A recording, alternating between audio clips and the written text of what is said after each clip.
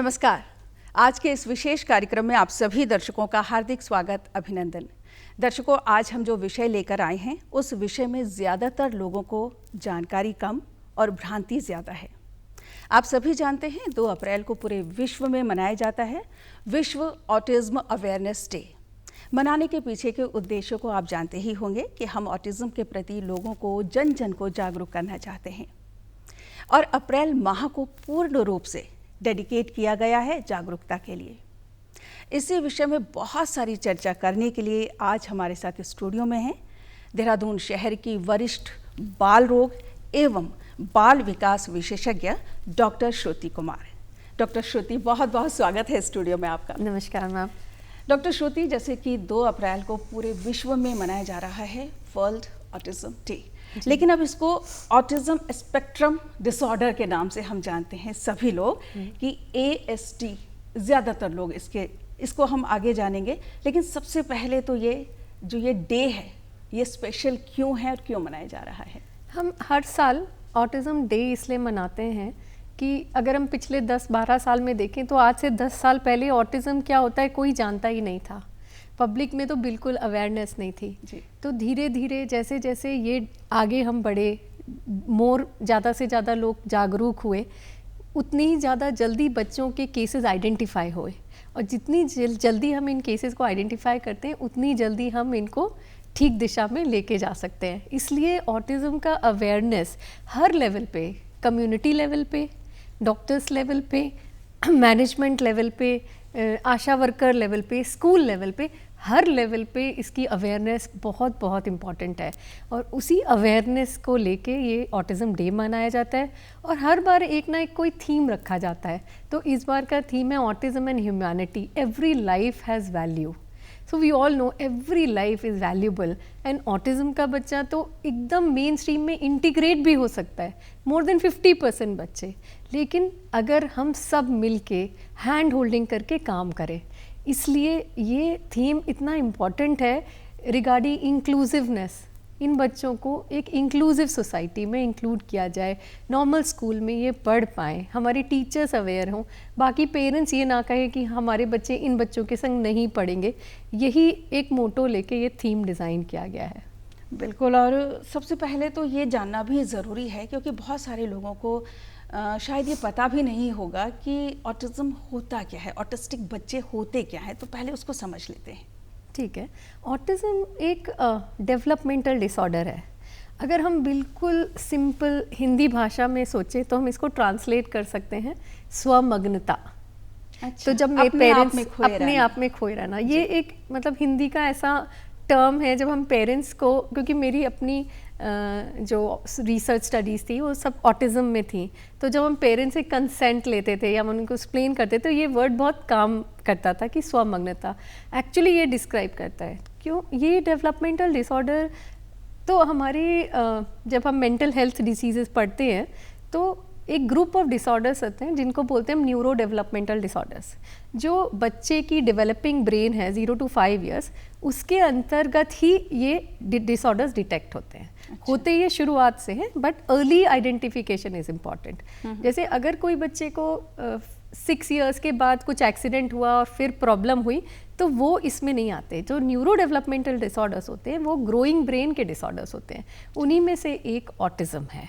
अच्छा मैम, जैसे कि आंकड़ों की अगर हम बात कर लेते हैं तो अभी आपने कहा कि अवेयरनेस के लिए हम काफ़ी टाइम से ये डे मना रहे हैं, तो ऐसा तो नहीं है कि अवेयरनेस बढ़ी है तब ये आंकड़े बढ़े हैं, तो या फिर आंकड़े बढ़ रहे हैं केसेस बढ़ने की वजह से? तो बहुत सारी वजह हैं। डेफिनेटली एक बहुत बड़ा कारण ये है कि अवेयरनेस बढ़ रही है तो जल्दी पिकअप हो रहे हैं। तो पहले तो ये था कि बहुत मुश्किल से पिकअप होते थे, केवल कोई बच्चा जाता था डॉक्टर के पास, वो भी पीडियाट्रिशियन के पास, तभी वो पिकअप होते थे। अब ये जनरल पब्लिक में, स्कूल में, तो अभी स्कूल्स भी बहुत बार, मेरे पास जो बच्चे स्कूल इनरोलमेंट के लिए इंटरव्यूज़ देते हैं वहीं से टीचर्स रेफ़र कर देते हैं कि नहीं पहले आप डॉक्टर को दिखाओ। तो अब समाज में जैसे जैसे अवेयरनेस बढ़ रही है, अर्ली आइडेंटिफिकेशन बहुत ज़्यादा हो रहा है और बहुत बच्चे भी आजकल, पहले इतने सारे बच्चे होते थे, अब 1 या 2 बच्चे, तो पेरेंट्स भी बहुत ज़्यादा जागरूक हैं कि अगर हमारा बच्चा बोल नहीं रहा या हमारा बच्चा रिस्पॉन्स नहीं कर रहा या हमारा बच्चा इंटरेक्ट नहीं कर रहा तो क्या प्रॉब्लम है और बच्चों से अलग क्यों है हमारा बच्चा, तो जल्दी। बट केवल यही रीज़न नहीं है। बिल्कुल, मैं कारणों पर आ ही रही थी कि मुझे मतलब ये जानना बहुत ज़रूरी हो जाता है, जो जिस तरह से आंकड़े बढ़ रहे हैं तो देखने में ऐसा लग रहा है, मतलब कारण क्या होंगे? तो एक्चुअली अगर हम ऑटिज़म की बात करें और लिटरेचर देखें तो बहुत सारे कारण हैं, कोई एक कारण नहीं है जिसको हम बोल सकते हैं कि ये कारण है इसलिए ऑटिज़म है। बट जो मेन कारण, उनको कह सकते हैं हम रिस्क फैक्टर्स। तो one of the main risk factors is genetics, and other is environment, and other is the effect of genes by the environment, जिसको हम एपिजेनेटिक्स बोलते हैं। तो इन्वायरमेंट भी जीन्स पे असर रहता है। जैसे हम पेरेंट्स से कहते हैं कि जेनेटिक कारण बहुत कॉमन है, लेकिन सारे ऑटिज्म जेनेटिक का ये मतलब नहीं है हेरिडिटरी जेनेटिक्स है। हो सकता है स्पॉन्टेनियस म्यूटेशंस हो, मतलब इसी जनरेशन से शुरू हो रही हो, इन्वायरमेंट के अफेक्ट से। जब ये बेबी कंसीव हो रहा था उस समय कुछ वूम में जो चेंजेस हुए जिसकी वजह से इसकी जेनेटिक्स ऑल्टर हो गई। एनवायरमेंटल जो आप कह रहे हैं कि रीज़न एक हो सकता है, किस तरह के चेंजेस? तो जो जैसे जो मदर है, ठीक है, जब प्रेगनेंसी हो रही है उस समय उसकी मेंटल कंडीशन क्या है, उसकी स्ट्रेस, वो ड्यूरिंग प्रेगनेंसी क्या क्या दवाइयाँ ले रही है, फिर जब बर्थ होती है उस समय प्री मैच्योर बर्थ हो रही है कि टर्म प्रेगनेंसी है, कोई कॉम्प्लिकेशंस तो नहीं है, या IVF प्रेगनेंसीज में बहुत हाई रिस्क है। तो आर्टिफिशियल जो भी चीज़ें हैं, है ना, एडल्ट्रेशन है फूड में, जो इन्वायरमेंट में पोल्यूशन है, उसका उस मदर के ऊपर क्या असर रहता है। तो जो हेल्दी एक मदर होगी वो डेफिनेटली हेल्दी बेबी प्रोड्यूस करेगी। यही हम लोग पढ़ते भी हैं और यही हम लोग जानते भी हैं और यही हमारे पूर्वज कहते भी आ रहे हैं। उसका एक्चुअल एग्जाम्पल ये ऑटिज्म में हम कह सकते हैं। मैम, एक कारण क्या ये भी हो सकता है, अक्सर लोग कहते हैं, ज़्यादातर जब भी डॉक्टर के पास अगर बच्चे जाते हैं ऑटिस्टिक वो होते हैं तो पूरा का पूरा ब्लेम जो है माँ के ऊपर आ जाता है कि इसने अपना ध्यान नहीं रखा होगा, गर्भावस्था के दौरान जो है कहीं ना कहीं कुछ गड़बड़ हुई है। लेकिन ऐसा नहीं है, बहुत सारी स्टडीज़ ये भी कहती हैं पैटर्नल एज, मतलब फादर की age is also one of the common risk factors. और लेट मैरिजेस भी एक रीजन हो सकता है। तो नेचुरली लेट मैरिजेस होंगी तो लेट बेबीज होंगे, so that is also one of the risk factors. So it is a combined genetics and the influence of environment on the genetics that plays a role. And there are n number of factors, like if you look at literature there are more than 100 genes जिनका association है autism से। but ऐसा नहीं है कि अगर वो gene है तो 100% autism होगा, लेकिन उनका association है। और बहुत सारी रिसर्च अभी भी चल रही है, हम लोग बहुत सारे साइंटिस्ट बायोमेडिकल मार्कर्स ढूंढ रहे हैं कि उनको कोई ऐसा कारण मिल जाए जो ऑटिज्म का है। But yes, 1% of all autism उनका कारण भी है, और अगर हम उसको स्टडी करें तो वो मिल भी सकता है और वो ट्रीटेबल कारण भी है, जिसको हम कहते हैं some of the metabolic disorders, जैसे सेरेब्रल काइनेज डेफिशिएंसी, एक है cerebral folate deficiency. So some of the metabolic जो कारण हैं वो they are treatable, simple treatment से उनका ठीक भी हो सकते हैं। और कुछ ऐसी भी बीमारियां हैं, जैसे हम जो जन्म के बाद कुछ बच्चों को वेस्ट सिंड्रोम या इन्फेंटाइल स्पैज़म जैसे सीजर्स होते हैं, वो सीजर्स अगर ठीक से ट्रीट नहीं होते या रिफ्रैक्टरी या मुश्किल से ट्रीट होते हैं या देर में ट्रीट होते हैं, बहुत सारे वो बच्चे भी आगे चल के ऑटिज्म, वो भी एक रिस्क फैक्टर है ऑटिज्म का। डॉक्टर साहब, जैसे कि अभी आपने कहा कि जेनेटिक रीज़न एक कारण हो सकता है, अगर किसी घर में एक बच्चा पहले से ऑटिस्टिक है तो क्या उस परिवार में, उस घर में उसका भाई या बहन जो होना है, तो क्या वे भी ऑटिस्टिक हो सकता है या वो नॉर्मल भी हो सकते हैं? वो नॉर्मल भी हो सकता है और ऑटिज्म भी हो सकता है। अगर हम कहें, मान लो हम माने कि पॉपुलेशन में 1% चांस है ऑटिज्म का, उसमें भी लड़कों का चांस 4 गुना ज़्यादा है, 4:1 रेशियो है। तो अगर जो नेक्स्ट प्रेगनेंसी, अगर पहली प्रेगनेंसी ऑटिज्म नहीं होती तो 1% रिस्क होता, तो उस 1% रिस्क से 2 to 5% एक्स्ट्रा होता है, मतलब उस 1% में भी 2 to 5% एक्स्ट्रा, टोटल नहीं। तो बहुत ही मार्जिनल मोर रिस्क है ऑटिज्म होने का सेकेंड बेबी में। बट ये भी इम्पॉर्टेंट है कि अगर सेकेंड बेबी होता है तो वो ऑटिज्म सपोज नहीं है, तो ये बच्चे के इम्प्रूव होने के चांसेस भी बहुत ज़्यादा हो जाते हैं, क्योंकि उसको सोशल एक स्ट्रक्चर मिल जाता है, family साथ में। ऐसा मिल जाता है। और ज़्यादातर ये देखा गया है कि अगर ट्विंस हैं और एक ऑटिज्म है तो उसमें ज़्यादातर चांसेस होते हैं दूसरे बच्चे के ऑटिज्म होने के। अगर वो ट्विन प्रेगनेंसी नहीं है तो चांसेस बहुत मिनिमल है कि सेकेंड बच्चे की भी ऑटिज्म हो सकता है, बट अच्छा, ऐसा नहीं है कि नहीं है। ड्यूरिंग प्रेगनेंसी किन बातों का ध्यान रखा जाए कि अगर ऑटिस्टिक बच्चा पहले से है तो क्या कुछ जांचें होती हैं ड्यूरिंग प्रेगनेंसी, तो जिससे हमें ये पता चले कि अगला जो बच्चा आने वाला है? तो डेफिनेटली अगर हमारा एक बच्चा ऑटिज्म है तो हम उसका जेनेटिक टेस्ट करा सकते हैं। ज़रूरी नहीं है वो जेनेटिक्स में हमें कुछ मिल जाए, लेकिन ईल्ड जिसको कहते हैं कि 20% चांसेस हैं, 15 to 20% कि उस बच्चे में वो जेनेटिक्स का हमें कुछ पॉजिटिव मिल जाए। अगर उस बच्चे में हमें कुछ पॉजिटिव मिल जाए तब हम पेरेंट्स का टेस्ट कराते हैं कि वो हेरिडिटरी है कि स्पॉन्टेनियस है। अगर वो हेरिडिटरी है तब हम उस प्रेगनेंसी में, नेक्स्ट प्रेगनेंसी में हम टेस्ट करा सकते हैं। बट अगर हमें उस बच्चे में कुछ नहीं मिलता तो भी नहीं कुछ करा सकते, और अगर उस बच्चे में मिलता भी है लेकिन वो हेरिडिटरी नहीं है, पेरेंट्स में कुछ नहीं है, तो फिर हमें कुछ नहीं पता लग सकता। डॉक्टर साहब, अभी आपने कहा था कि जैसे ही मतलब पता चलता है, अर्ली डायग्नोज होता है, तो वहीं से ट्रीटमेंट जो है स्टार्ट हो जाते हैं। तो एक तो ये कि अर्ली डायग्नोज का मतलब क्या, और दूसरा ये कि सिम्टम्स क्या होंगे जिनको कि डायग्नोज एज अ पेरेंट्स पहली बार अगर कोई माँ बनी है तो उसको नहीं पता है कि बच्चे में हमें क्या क्या चीज़ ऐसी है जिसको नोटिस करना है।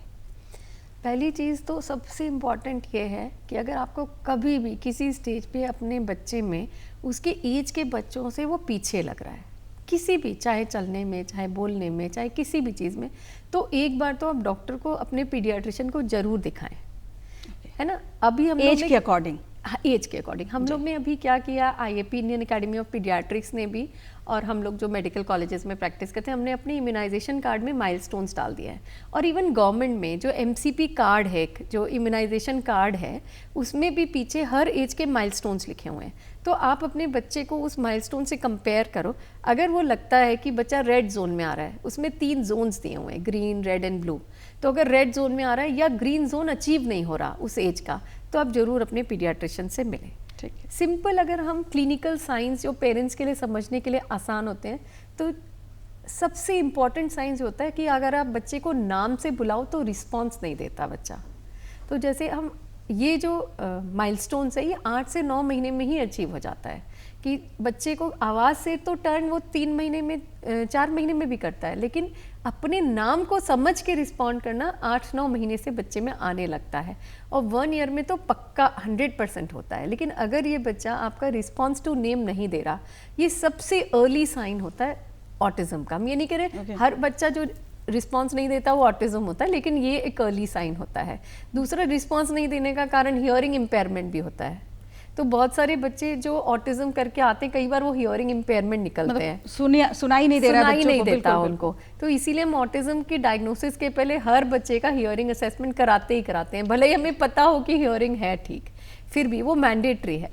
दूसरा जो होता है, बच्चा इंटरेक्ट नहीं करता। जैसे अगर हम बच्चे कहें 5-6 महीने वाले बच्चों को भी संग खेलो तो वो खेलता है, हमने आ ऊ बोला तो वो भी इमिटेट करता है बच्चा। 9-10 महीने में बाय बाय, टाटा, है ना, 1 साल में नमस्ते, सलाम, सब करने लगते हैं ना बच्चे। तो ये सोशल माइलस्टोन्स हैं। तो ऑटिज्म इज़ अ डिसऑर्डर जिसमें लैंग्वेज एंड सोशल सबसे ज़्यादा अफेक्टेड होती है। मोटर माइलस्टोन जैसे चलना, बैठना, वो अफेक्टेड नहीं होता। तो लैंग्वेज और सोशल अगर पीछे है तो हमको ऑटिज्म के बारे में ज़रूर सोचना चाहिए।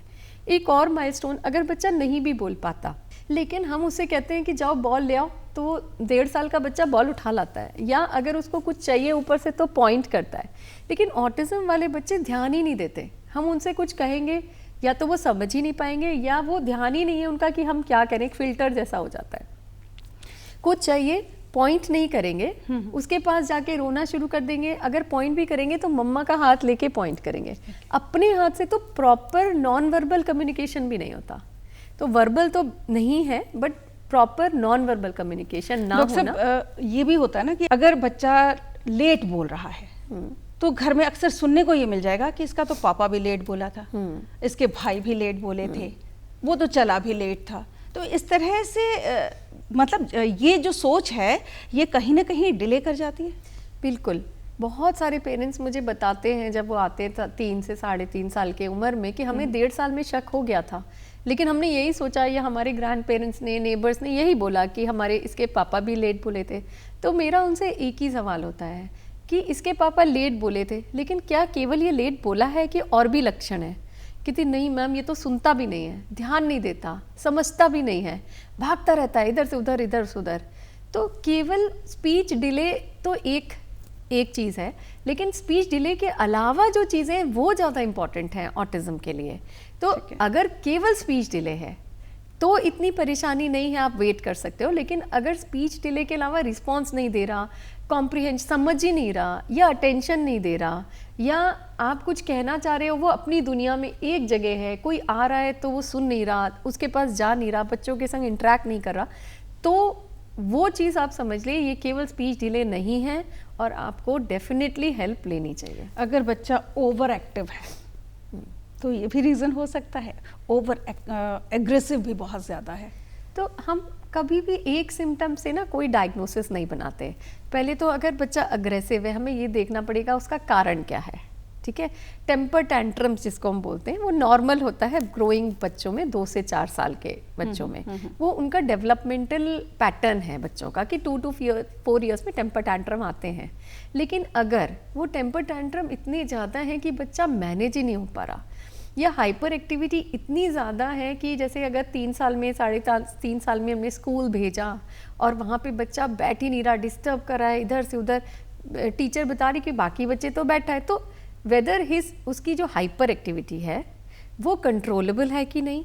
दूसरा, और बच्चों की अपेक्षा जो उसके एज के हैं, क्योंकि अगर हम बात करें अटेंशन स्पैन हम मानते हैं 1 मिनट पर एज, तो अगर 2 साल का बच्चा उसका अटेंशन स्पैन 2 मिनट मानते हैं, तो वैसे तो कम है, लेकिन और जो उसके बच्चों की अपेक्षा कैसा है और बाद में बाकी सारे फीचर्स कैसे हैं, तो उससे हमें अंदाज़ा लगेगा कि ये अग्रेशन, या हो सकता है कभी कभी पेरेंटिंग स्टाइल से भी पेरेंट्स को नहीं आता इतना हैंडल करना, वो भी एक इम्पॉर्टेंट रीज़न होता है। बहुत बार बिहेवियर इश्यूज हमारे खुद के क्रिएटेड होते हैं कि हम बच्चे ने रोया, हमने चिप्स दे दिए, हमने ये दे दिया, हमने उसको पैम्पर कर दिया। बिल्कुल। तो वो भी इम्पॉर्टेंट है कि हमारी हैंडलिंग कैसे है। तो हर बिहेवियर इश्यूज कोई डिसऑर्डर है ये ज़रूरी नहीं है, तो ये एनालाइज करना पड़ता है हमें जब पेरेंट्स आते हैं कि बिहेवियर इश्यूज अगर आ रहे हैं तो वो क्यों आ रहे हैं और कैसे हैंडल हो सकते हैं, और क्या ये केवल बिहेवियर इश्यूज हैं ड्यू टू हैंडलिंग और it is a disorder club because उसमें और भी सिम्टम दिख रहे हैं। अच्छा, जब भी ओपीडी में कोई पेरेंट्स आते हैं, बच्चे को लेके आए वो, और उनको जब ये बताया जाता है कि हमें ये सिम्टम्स ऑटिस्टिक बच्चा लग रहा है, एक्सेप्ट नहीं करते, जल्दी से मानना नहीं चाहते। ये तो बहुत ही इम्पोर्टेंट है सवाल आपका। एक मेरा हर पेरेंट से कहना, और अभी इस माध्यम से भी मैं ज़रूर कहना चाहूँगी, it is not about the label, ठीक है। We as doctors, as developmental paediatrician also, मेरा काम ये नहीं है कि मैं लेबल करूँ अरे आपके बच्चे का ऑटिज्म, ये मेरा काम ही नहीं है। बिल्कुल। मेरा काम ये है कि आपके बच्चे में कंसर्न्स क्या हैं आपकी, और उन कंसर्न्स को मैं आपको कैसे हेल्प कर सकती हूँ दूर करने की, तो मेरा यही काम है। लेकिन हाँ, लेबल करना भी इम्पॉर्टेंट होता है एक पॉइंट ऑफ व्यू पे, क्योंकि कई बार अगर हम राइट टाइम पे उसको एक डायग्नोसिस नहीं देंगे, तो मेरे पास बहुत बच्चे आते पेरेंट्स जो थेरेपी इधर उधर लिए जा रहे हैं, बच्चा 6 साल का है, बहुत इम्प्रूवमेंट भी नहीं हुआ है, उनको कंफ्यूज्ड है, मैम कोई तो ADHD कहता है, मैम कोई ऑटिज्म कहता है, मुझे समझ ही नहीं आता मेरे बच्चे में है क्या। तो अनलेस आपको पता हो कि आपके बच्चे में क्या है, आप कैसे वर्क करोगे उस पर, है ना। तो at a point you need to know कि आपके बच्चे में क्या है, क्योंकि हर डिसऑर्डर, हर प्रॉब्लम्स का दूर करने या वर्क करने का अंदाज या तरीका थोड़ा डिफरेंट है, उसकी थेरेपी थोड़ी डिफरेंट है। बिल्कुल। और कितना भी आप मतलब जो भी प्रॉब्लम्स हैं उनको जब हम एक्सेप्ट कर लेंगे तभी हम अपने बच्चे के लिए एडवोकेट भी कर पाएंगे। बहुत ही इम्पॉर्टेंट बात है ये कि अपने बच्चे के लिए एडवोकेट करना। और सबसे बड़ी बात तो मैम ये कि काउंसलिंग का कितना बड़ा रोल हो जाता है पेरेंट्स के लिए, क्योंकि वो मानना, एक्सेप्ट नहीं करना चाहते। मैम ऐसा नहीं है, एक्सेप्ट करते हैं, वो जानते भी हैं। बहुत बार मुझे हाँ एक्सेप्ट करना नहीं चाहते, दैट इज़ डेफिनेटली देयर, कि शुरुआत में थोड़ा मुश्किल होता है कि एक्सेप्ट करना। अगर आप और हम सोचें कि हम इस दौर से गुजरे तो इट इज़ नॉट ईजी। आपके बहुत सारे बच्चों को ऑटिज़म है, देहरादून में भी और बाहर भी जो कि आते हैं, तो डेफिनेटली एजुकेटेड हैं और उनको ज़्यादातर को समझ में आता है कि ऑटिज़म है, but it is difficult to accept. And हम ऐसा फोर्स भी नहीं करते कि आप एक्सेप्ट करो, बट हाँ धीरे धीरे एक एक्सेप्टेंस आ जाती है पेरेंट्स में। और जब हम काउंसलिंग करते हैं तो हमारे repeated counselling, repeated exposure, repeated मिलने से धीरे धीरे एक्सेप्टेंस आ जाती है। एंड सबसे इम्पॉर्टेंट बात है, अगर ऑटिज़म है भी तो क्या हुआ, है ना। 50 to 60% children, in fact 30% have it, they are genius. So autism does not mean कि इंटेलेक्चुअल डिसेबल्ड है बच्चा ना। Autism is different and mental retardation is different. बस सबसे इम्पॉर्टेंट बात यहीं पर आ जाती है मैम कि ज़्यादातर लोगों को लगता है कि अगर ऑटिज्म है तो मेंटल इलनेस है ये। बिल्कुल, and it is difficult for parents. तो सबसे अच्छा होता है इसमें बताने के लिए कि बहुत सारे मेरे बच्चे बहुत अच्छा कर रहे हैं। तो आज से 10 साल पहले, 12 साल पहले जो बच्चे हमने देखे थे, वो आज क्लास 3rd में, 4th में अमेजिंगली वेल कर रहे हैं। कुछ बच्चे ओलंपियाड जीत रहे हैं, स्पेलिंग कॉम्पिटिशन्स जीत रहे हैं। वो पेरेंट्स मुझे अभी भी वीडियोस भेजते हैं सर्टिफिकेट्स की कि मैम ये अचीव किया। अभी एक बच्चा जो हमारे यहाँ थेरेपी में आ रहा है, उसने क्लास में 1st पोजीशन आई है। पेरेंट्स इतने खुश हैं।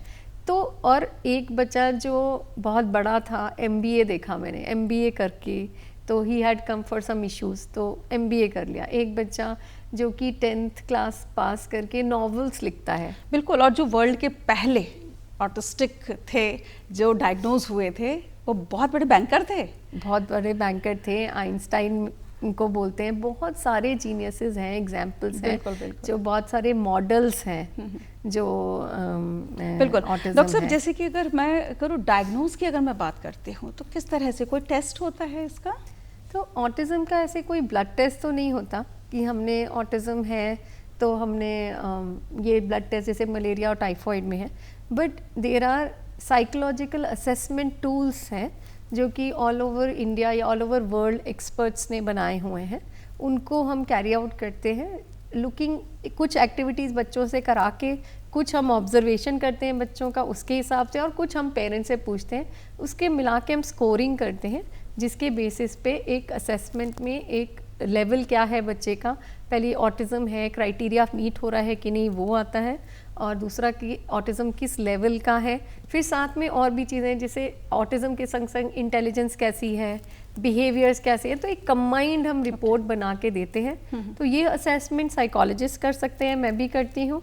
बाकी गवर्नमेंट सेक्टर्स में भी बहुत जगह होते हैं, NIVH में गवर्नमेंट में अच्छा काम हो रहा है, वहाँ पे वो असेसमेंट करते हैं जी। तो अच्छा मैम, साथ में ये भी जानना बहुत ज़रूरी है कि कुछ बीमारियां ऐसी हैं जिनकी वजह से क्या ऑटिज़म हो सकता है, या ऑटिज़म की वजह से बीमारियां कुछ हो सकती हैं? तो ऑटिज़म एंड कोमॉर्बिड कंडीशंस, है ना, दे आर 2 थिंग्स कि ऑटिज़म के संग संग जो बीमारियां होती हैं अलग, जो कि बच्चे की क्वालिटी ऑफ लाइफ को इम्पैक्ट करती हैं, वो होती हैं। बट ना तो वो ऑटिज़म की वजह से होती हैं, ना उनकी वजह से ऑटिज़म होता है। It is, they are both existing together, है ना। जैसे, और सबसे अच्छी बात क्या है, ये ऑटिज़म के संग, जैसे ऑटिज़म का कोई ऐसे डेफिनेट ट्रीटमेंट नहीं है, except for that 0.5 to 1% treatable disorders, बाकी कोई ट्रीटमेंट नहीं है, ठीक है।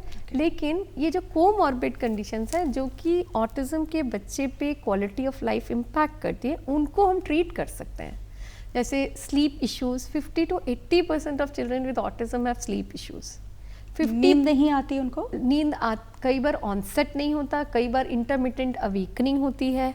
तो अलग अलग स्लीप के अलग अलग पैटर्न्स होते हैं, है ना। कई बच्चे जल्दी उठ जाते हैं कि 10 बजे सोए, उनको ड्यूरेशन कम होती है। तो अलग अलग पैटर्न्स होते हैं और रीजंस भी अलग अलग होते हैं, और मैनेजमेंट के भी अलग अलग टेक्निक्स होते हैं।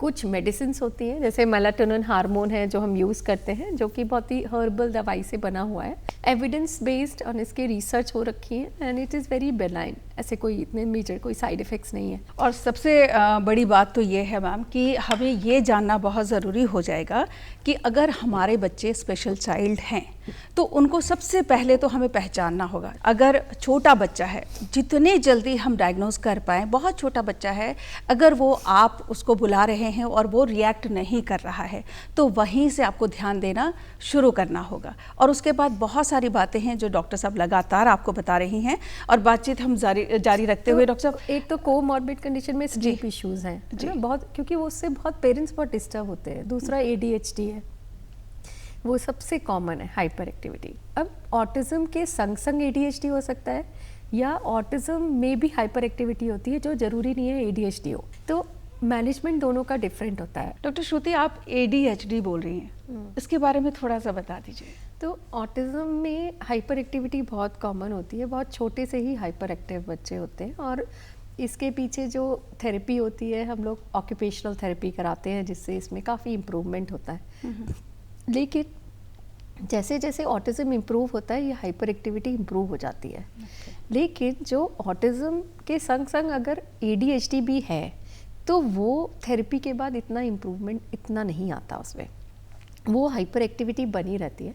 उसमें हम कभी कभी मेडिकेशंस यूज़ करते हैं। अच्छा, पहले हम लोग सिर्फ ऑटिज्म सुनते थे, लेकिन अब स्पेक्ट्रम जो जुड़ा है उसके बारे में बताएं, वो क्यों जोड़ा गया है?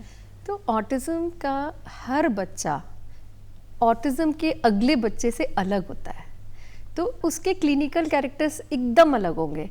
अगर एक बच्चा ऑटिज्म में एक तरह के फीचर्स हैं तो दूसरे बच्चे में एकदम अलग फीचर्स होंगे, और उसकी अपनी कंडीशंस होंगी, अपनी क्लिनिकल कैरेक्टरिस्टिक्स होंगी, लेकिन भले ही वो फिर भी उन क्राइटेरिया को मीट करता है जिसमें ऑटिज्म है।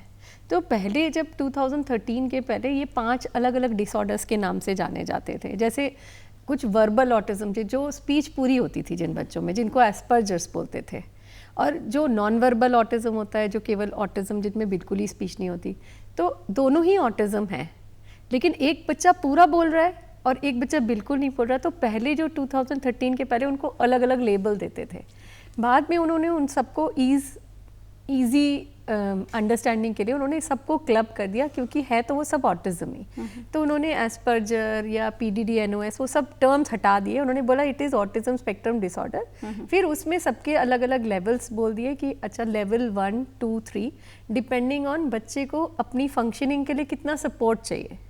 तो अगर बच्चे को अपनी फंक्शनिंग के लिए बहुत ज़्यादा सपोर्ट चाहिए, वेरी सब्सटैंशियल सपोर्ट, है ना, तो वो लेवल 3 में आ जाता है। अगर उसको सपोर्ट चाहिए बट सब्सटैंशियल सपोर्ट नहीं चाहिए तो वो लेवल 2 में आ जाता है, और अगर उसको मिनिमल सपोर्ट चाहिए अपनी लिविंग के लिए, अपनी चीज़ें करने के लिए, तो वो लेवल 1 में आ जाता है। तो उन्होंने वो माइल्ड, मॉडरेट एंड सीवियर हटा के स्पेक्ट्रम बता दिया। उसके अलावा फिर उन्होंने कहा कि अब आप साथ में ऑटिज्म स्पेक्ट्रम डिसऑर्डर लेवल्स बताओ, और फिर उसमें ये जोड़ो स्पेसिफायर्स कि ये बताओ कि इसमें स्पीच एंड लैंग्वेज कितना है। तो उसके डायग्नोसिस आपने कहा था कि मेडिसिन तो नहीं है इसमें, लेकिन थेरेपी का रोल है। बिल्कुल, थेरेपी ही इम्पॉर्टेंट है, और अर्ली इंटरवेंशन हम जो बोलते हैं दैट इज़ कि शुरू का जो पीरियड है ब्रेन का, जब ब्रेन डेवलप कर रहा है, उसमें न्यूरोप्लास्टिसिटी है, यानी ब्रेन एकदम मोल्डेबल है। उस समय थेरेपी का इम्पैक्ट, क्योंकि न्यूरॉन सब अपने साइनेप्सिस एंड कनेक्शंस बना रहे हैं, तो हम जितना इन्वायरमेंट होता है, जो भी इन्वायरमेंटल स्टिमुलेशन होता है, उसी से वो राइट डायरेक्शन में बनते चले जाते हैं। तो जितनी जल्दी हम थेरेपी इंट्रोड्यूस करा देते हैं, उतना बेटर बच्चे का आउटकम और पोटेंशियल रहता है। डॉक्टर साहब, जैसे कि न्यूरोलॉजिकल डिसऑर्डर कहा जाता है इसको, तो बहुत सारे लोगों के मन में ये प्रश्न होगा जिनके घर में बच्चे हैं, ऑटिस्टिक बच्चे हैं, स्टेम सेल के बारे में बड़ा सुना है, और दूसरा क्या ये सर्जिकल नहीं हो सकता? नहीं, पहली बात तो स्टेम सेल तो बिल्कुल नो है। एविडेंस, हर तरह की एविडेंस अभी कहती है कि अभी स्टेम सेल का कोई रोल नहीं है ऑटिज्म में, और गिवन गवर्नमेंट ने, यूनाइटेड नेशन ने, सब ने, इंडियन गवर्नमेंट ने भी इसको बैन कर रखा है। इट इज़ अंडर रिसर्च, जब तक कोई रिसर्च में प्रूव नहीं होता कुछ भी स्टेम सेल में नहीं कराना। जो कि आपने बहुत अच्छा सवाल पूछा, क्योंकि पेरेंट्स मेरे से बहुत पूछते हैं। और दूसरा सवाल आपने क्या पूछा था? सर्जिकल हो सकता है? सर्जिकल तो ऑटिज्म एक फंक्शनल डिसऑर्डर है ब्रेन की, तो अगर हम एनाटॉमिकल देखें तो एनाटॉमी में कोई चेंज नहीं है, और सर्जरी तो उसी की होगी ना जो एनाटॉमी में कोई चेंज है। अगर कोई ब्रेन का कोई हिस्सा है जो कि हम चेंज कर सकते हैं या ऑल्टर कर सकते हैं तभी कुछ तो इसमें सर्जरी का कोई रोल नहीं है। बिल्कुल।